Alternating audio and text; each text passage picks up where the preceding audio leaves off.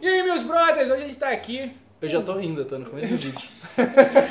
A gente tá aqui na Gibiteria, cara. Uma Comic Shop que você tem que conhecer, então eu já convido todos vocês de antemão. E a gente vai falar um pouco sobre Providence, que eu não entendi tanto assim, e eu trouxe o Marco aqui do Panini Drops, que provavelmente você deve conhecer. Um dos melhores quadrinhos do Alan Moore, cara. E bom, temos aqui um especialista em Lovecraft.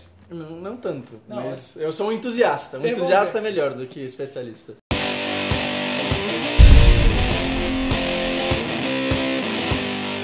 Mas você leu e você gostou ou não gostou?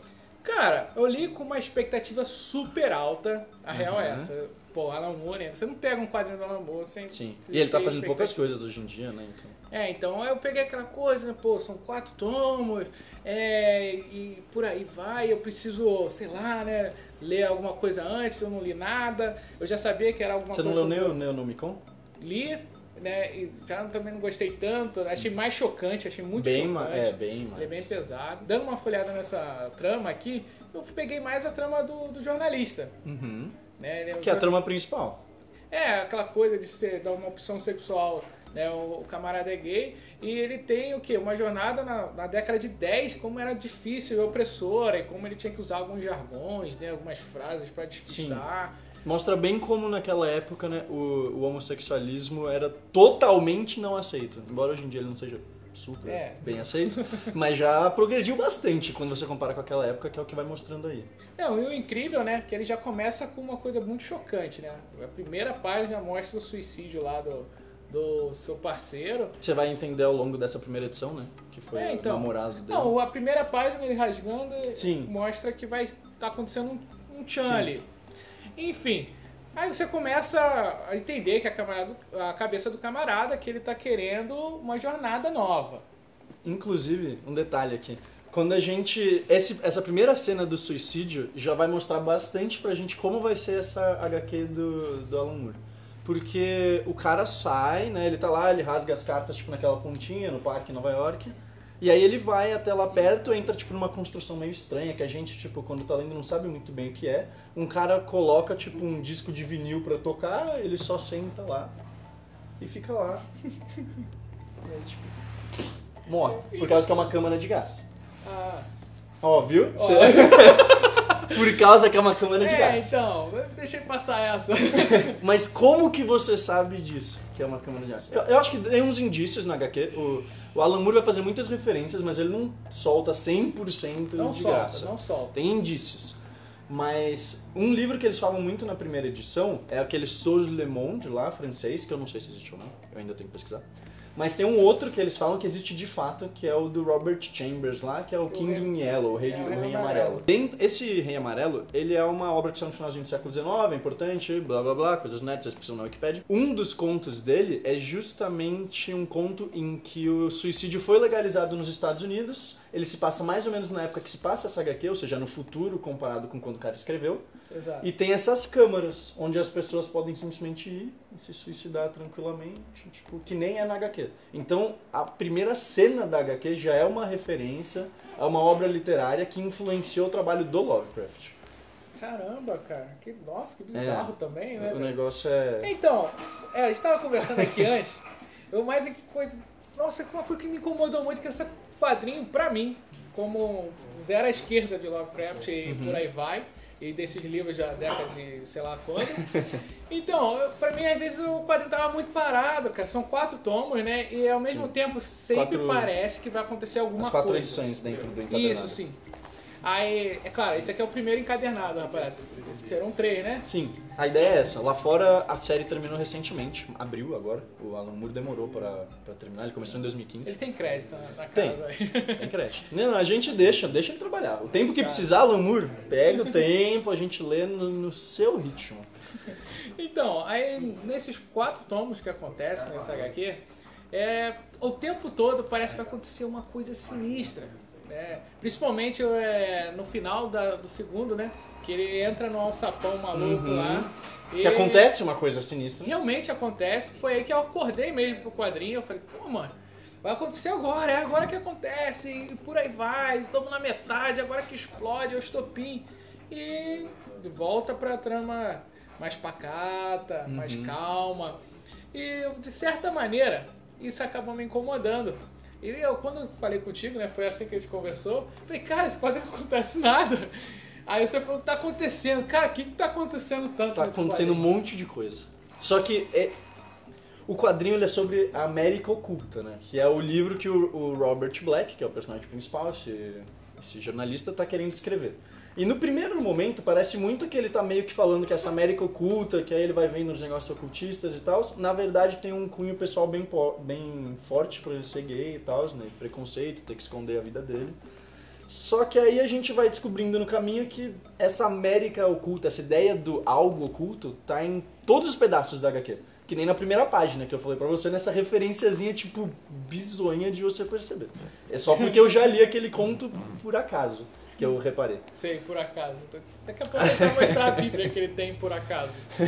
Em todos os eventos que acontecem, toda essa viagem, porque é praticamente uma road trip do começo do século XX, que esse Robert Black vai fazer, justamente para pesquisar um pouco pro livro dele, né? E todos os personagens que ele encontra, todos os lugares por onde ele passa, etc., são referências a obras ou do Lovecraft, ou quase todas do Lovecraft, mas pode ser que tenham outras que eu também não peguei, que são referências a esses caras que influenciaram o Lovecraft. Então, quando tem alguma coisa que, tipo, você sente que tem uma coisa estranha acontecendo na HQ, mas às vezes acaba não acontecendo nada, tem coisas de fato muito estranhas acontecendo lá. E que às vezes só acontecem nos contos do Lovecraft. A gente estava conversando sobre o que mais me assustou agora, né? Tem uma hora que aparece um retrato, né? De um cara mais doido que aparece no quadrinho. Vocês vão notar quando vocês estiverem lendo, um cara mais doido do quadrinho. E ele tá parado, tipo, sem ninguém, né? E quando ele tá sem ninguém, eu não tinha reparado, né? Que são duas pessoas naquele momento, né? Mas é isso.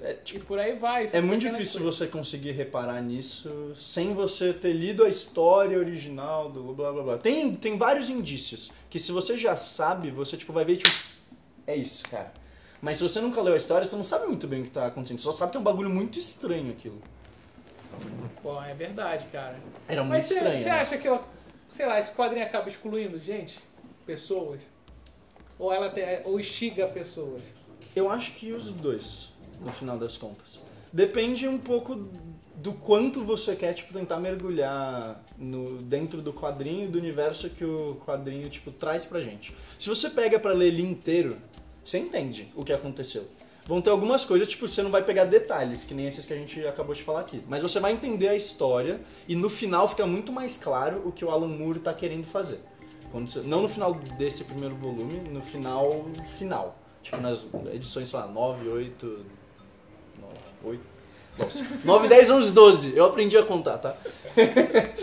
Bom, sabe como eu me senti aqui? Foi a primeira coisa que eu falei com o Barba quando eu terminei. Cara, eu me senti como se você levasse a sua namorada, sua mãe, sua esposa pra uma comic shop, entendeu? Ela sabe quem é o Batman, sabe quem é o Superman, sabe quem é o Homem-Aranha, mas não sabe por que tá um monte daquela molecada discutindo. Nossa, você não tá entendendo nada, sabe? Eu fiquei meio que tipo assim, eu sei, mas não tô entendendo. Bom, você que tem mais experiências aí, acho que já leu até os outros tomos já, né? Eu li inteiro já. A gente pode esperar muita coisa disso aqui? É assim, eu sou fã do Lovecraft e do Alan Moore, então pra mim são um dos melhores quadrinhos que eu já li na minha vida. Caramba, cara! É um dos quadrinhos que eu mais amei. Só que ele tem os problemas que você falou. Ele exclui algumas pessoas, ou afasta um pouco algumas pessoas, porque ele não vai te explicar as coisas assim bonitinho. Ele joga elas ali, são muitas referências, muita coisa estranha, tem muita atmosfera que ele constrói. Muita, isso é verdade. Mas Você a sente coisa a em si pressão. acontecendo, muitas vezes não acontece. Bom, Cara, tem uma curiosidade legal antes da gente acabar o vídeo, talvez, não sei. O Aleister Crowley, que vocês já devem ter ouvido falar, talvez, não sei. Ele é uma das figuras mais importantes do ocultismo, né? Ele nasceu no final ele é um cara muito importante do ocultismo, que morreu no começo do século XX. E ele teve um sucessor. O sucessor dele é o Kenneth Grant, talvez, não sei. Você olha lá depois e me corrige na edição se precisar. caraca, ele vai me fazer estudar ocultismo, cara. Mas o interessante é que esse Kenneth Grant, que foi meio que o sucessor principal, digamos, do Crowley, ele na vida real, na década de 50, incorporou elementos do Lovecraft na teoria ocultista dele, que ele acredita que é real e tal, entendeu?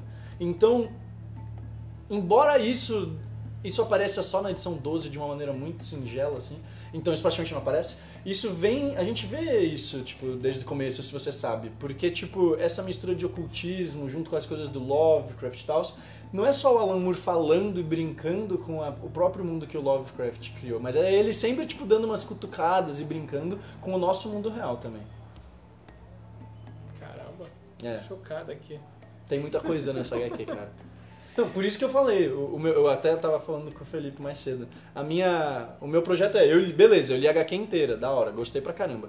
Agora eu quero reler algumas das coisas do Lovecraft, que faz muitos anos que eu li, pra depois ir lendo as edições junto do site que a gente falou que vai botar o link aqui pra vocês, porque tipo, a galera daquele site é outro nível.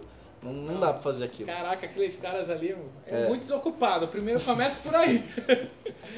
Ele acaba sendo complexibilizado, mas você não sai excluído totalmente. Eu falei aqui, dei uma exagerada, mas é mais divertido. É um quadrinho que você vai sentir a narrativa, é um clima muito bacana.